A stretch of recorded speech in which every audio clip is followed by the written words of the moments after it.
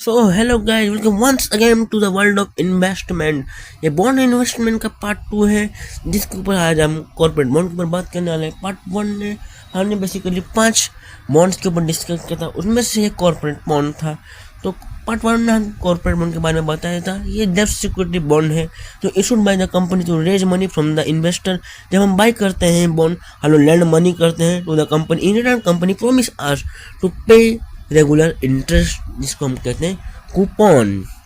तो basically corporate bond होते हैं, 9 टाइप के होते हैं, जिनमें से पहला होता है सिक्योर्ड कॉर्पोरेट बॉन्ड, दूसरा होता है अनसिक्योर्ड कॉर्पोरेट बॉन्ड, तीसरा होता है कन्वर्टेबल बॉन्ड, चौथा है नॉन कन्वर्टेबल बॉन्ड, पांचवा होता है कॉलेबल बॉन्ड, छठा होता है पोर्टेबल बॉन्ड, सातवा होता है जीरो कूपन बॉन्ड, आठवां होता है हाई यील्ड बॉन्ड, 9 नंबर पर आता है इन्वेस्टमेंट ग्रेड बॉन्ड। तो हम बात करते हैं सिक्योर्ड कॉर्पोरेट बॉन्ड में। इसमें मान लो आप बॉन्ड होल्डर है, आपने 5 करोड़ का बॉन्ड होल्ड किया, तो मान लीजिए कंपनी डिफॉल्ट हो जाता है, मतलब कि मैंने company fail to fulfil financial obligation as promise. तो इसमें क्या होगा, आपका क्लेम होता है कंपनी के एसेट के ऊपर। कंपनी को अपना एसेट बेचना है और आपको बॉन्ड होल्डर को उसका अमाउंट रिपे करना है। और अनसिक्योर्ड कॉर्पोरेट बॉन्ड भी है, ये पूरा उसका उल्टा है। मान लीजिए आप बॉन्ड होल्डर हैं, कंपनी डिफॉल्ट में चला जाता है, तो मतलब unable to fulfil the financial obligation as promise नहीं कर पाएगा। तो इसमें क्या होगा, आपका कंपनी का एसेट का कोई क्लेम नहीं है। तो इसमें बेसिकली आपको एक अच्छा स्ट्रेंथ वाले कंपनी में इन्वेस्ट करना चाहिए। तो भाई मेरा सलाह है। तो इन केस ऐसा अगर कुछ होता है तो जो बॉन्ड होल्डर को उसका सारा अमाउंट मिल भी सकता है, कुछ मिल सकता है, या तो नहीं भी मिल सकता है। और हमारा तीसरा आता है कन्वर्टेबल बॉन्ड। कन्वर्टेबल बॉन्ड में भाई जैसा नाम है भाई वैसा काम है। इसमें क्या होता है, आपने कंपनी का कोई बॉन्ड एक्वायर किया, बॉन्ड होल्डर है, अब फिक्स पीरियड के टाइम में, मतलब स्पेसिफिक पीरियड के बाद आप अपना बॉन्ड को कंपनी का फिक्स नंबर ऑफ शेयर में कन्वर्ट कर सकते हैं। सपोज मैंने बाई किया 10,000 का कन्वर्टेबल बॉन्ड, आफ्टर 3 ईयर मैं you can choose to convert it into 100 shares. मैं ये जो बॉन्ड है इसको मैं 3 साल के बाद मैं कंपनी का 100 शेयर में कन्वर्ट कर सकता हूँ।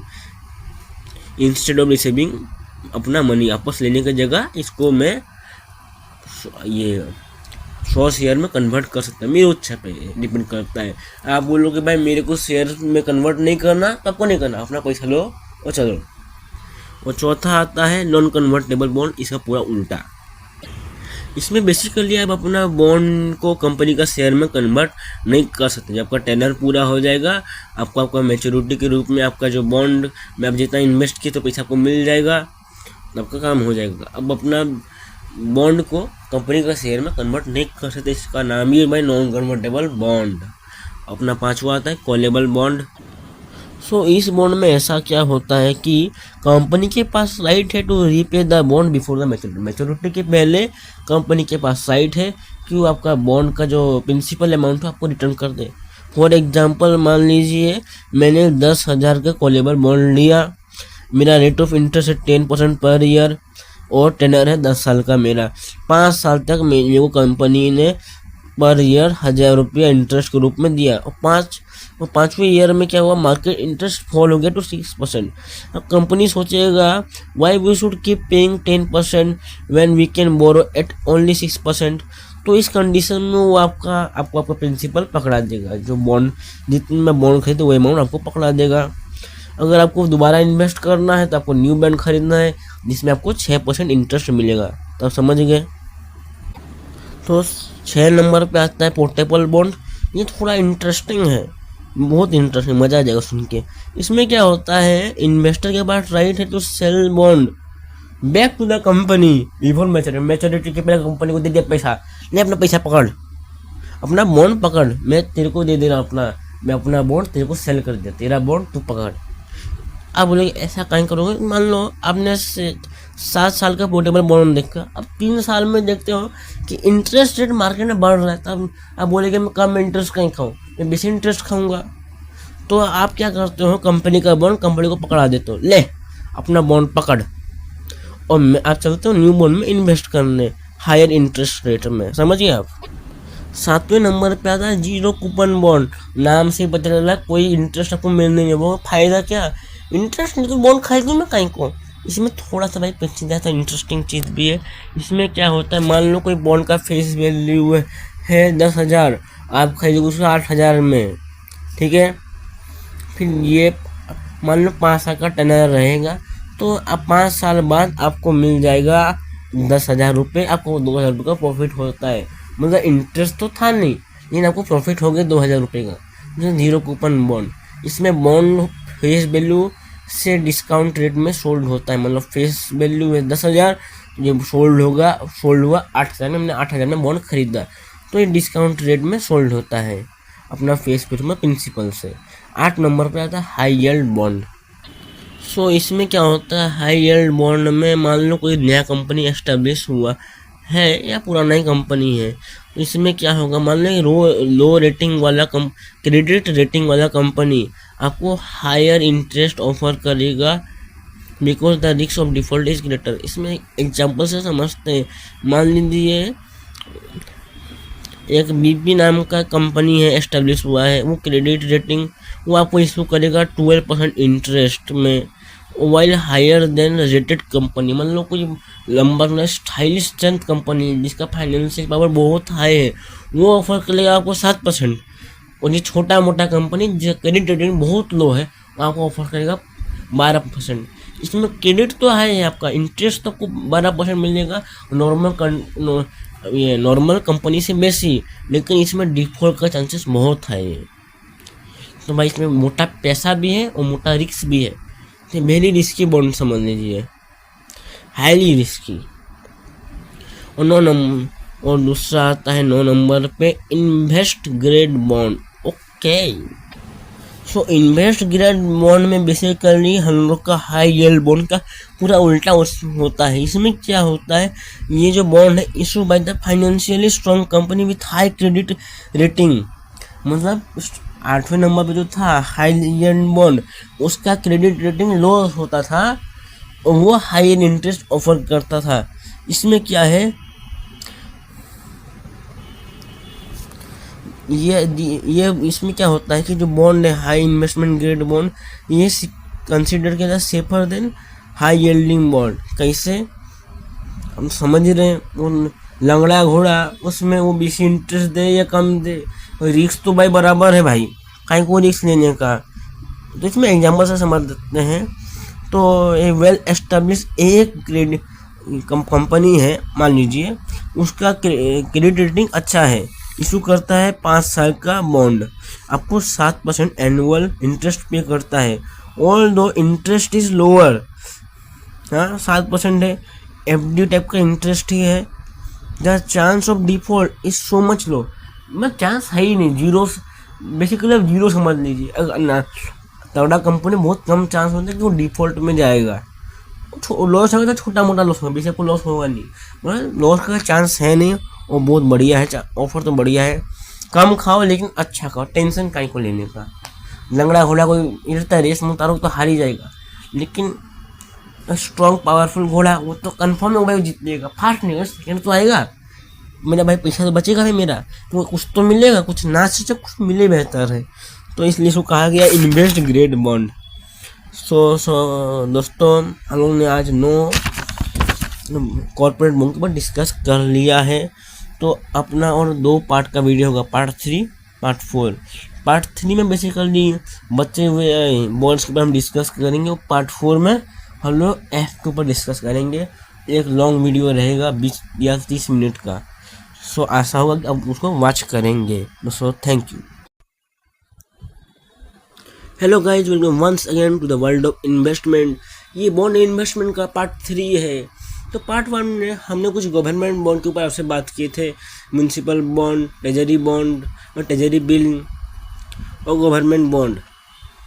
तो ये कुछ 3 बॉन्ड भी गवर्नमेंट बॉन्ड से रिलेटेड है। तो पहले आता है हमारा tax free bond, inflammation index bond, 3rd number पर आता है गोल्ड बॉन्ड। तो पहला जो है टैक्स फ्री बॉन्ड, जैसा नाम है वैसा काम है, समझ ही गए होंगे। तो ये एक बॉन्ड है issued by the government organisation, और इंटरेस्ट पे टैक्स नहीं लगता। और ये जो बॉन्ड इशू करने का पर्पस है आपका road and railway development, housing फाउसिंग डेवलपमेंट के लिए, मतलब कुल मिला के development of the country, infrastructure. तो हो गया। आप सेकेंड नंबर इस पे आपको भले ही आपको इंटरेस्ट टैक्स नहीं लगता, लेकिन इंटरेस्ट उतना खास नहीं मिलता, कोई 6-7% आपको मिलता है बेसिकली जनरली। और सेकेंड नंबर पे आता है इन्फ्लेमेशन बॉन्ड। ये बाबा जी बड़ा मस्त बॉन्ड है, सुन के दिल में खुश हो गया। ये जो बॉन्ड है आपको इन्फ्लेमेशन से बचाता है। कैसे, सुनिए, इसका डेफिनेशन से समझ जाएंगे। इन्फ्लेमेशन इंडेक्स बॉन्ड, इसमें क्या होता है, principal amount and interest amount adjusted according to inflammation. Example से मैंने 1 लाख इन्वेस्ट किया, मेरा इनिशियल इंटरेस्ट था 5%। अब इन्फ्लेमेशन हुआ, रुपया का वैल्यू गिरा, तो मेरा इंटरेस्ट हो गया 8%। आप बोलेंगे तो 1 साल नहीं हुआ, 1 साल में हम लोग को अपना मिलता है ना बॉन्ड का इंटरेस्ट, तब उसी में क्या हुआ, इन्फ्लेमेशन हो गया, रुपये का वैल्यू गिर गया, तो क्या होगा, आपका प्रिंसिपल का भी वैल्यू बढ़ जाएगा, अब उसके अकॉर्डिंग इंटरेस्ट लगेगा। तब बोलेंगे बाबा रे मज़ा आ गया, ये भी गवर्नमेंट द्वारा इशू किया जाता है, दोनों खुश हो गया। वो आरबीआई के थ्रू होता है। और तीसरा आता है गोल्ड बॉन्ड, में वो बेसिकली होता है, सबको पता ही होगा। और ये जो गोल्ड बॉन्ड है ये भी इशू बाय द गवर्नमेंट, जिसका वैल्यू लिंक है मार्केट प्राइस होता है गोल्ड से। आपको मैं एग्जांपल से समझाता हूँ। सपोज आपने 6500 इन्वेस्ट किया, आपको उस समय 1 ग्राम गोल्ड का वैल्यू था। अब वो गोल्ड ना खरीदने की जगह आपने क्या किया, 65,000 रुपये आपने इन्वेस्ट कर दिया गोल्ड बॉन्ड में। तो मान लीजिए आफ्टर 8 ईयर्स वो जो गोल्ड का था उस समय क्या था, पर ग्राम गोल्ड का वैल्यू था 6500, अभी 9000 हो जाता है। तो आपका बॉन्ड का वैल्यू हो जाएगा 90,000 सॉरी। तब बोलेंगे बहुत बढ़िया, गोल्ड का दाम तो बढ़ ही रहा है, तो अपना फ़ायदा ही होगा। नहीं भाई, अभी आपने हाल ही में सुना कि गोल्ड का दाम बढ़ा भी घटा भी, तो इसका डिसएडवांटेज जो है, आपको जो इंटरेस्ट मिलता है वो आपका rise and fall of gold पे डिपेंड करता है, गोल्ड का कीमत पे। तो भाई समझ के रहिएगा। सो बेसिकली रिस्क की बात तो करनी नहीं चाहिए। मैंने पार्ट 1 में रिस्क के बारे में डिस्कस कर दिया था। 3 टाइप के रिस्क होते हैं। इंटरेस्ट रेट रिस्क, मतलब मान लें होता क्या है, मार्केट में आपका मार्केट वैल्यू बढ़ जाता है बॉन्ड्स का, ठीक है।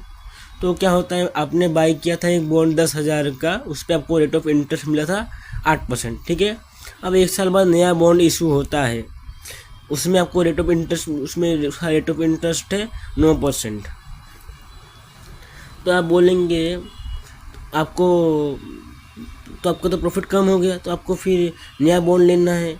तो अगर आपको अपना ये वाला बॉन्ड बेचना होगा तो आपको अपना बॉन्ड का वैल्यू कम करके बेचना पड़ेगा, तो आपका लॉस होगा।